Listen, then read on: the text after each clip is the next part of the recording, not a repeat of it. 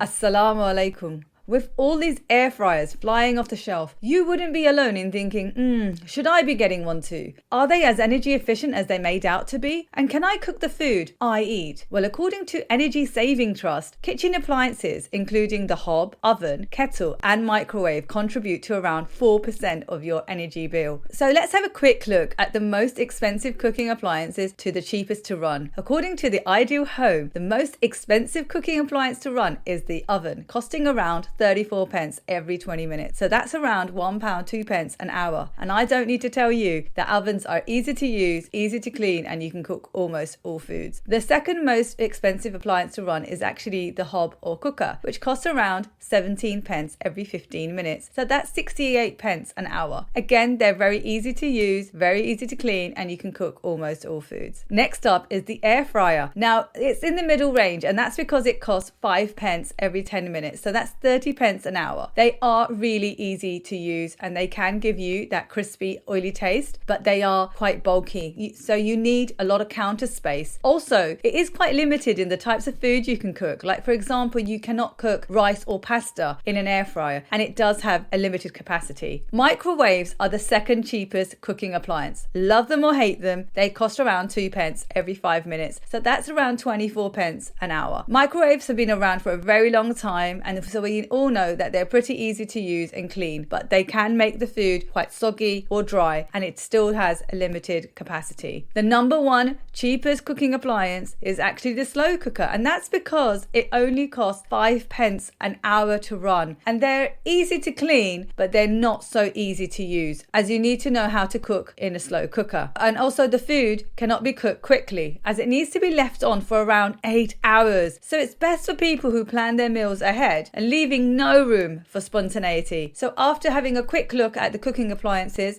and its pros and cons, I suppose which is better depends on your own individual needs. Remember, this information is all free, so don't forget to subscribe, like, share, comment, or follow Conscious Bites Dietitian.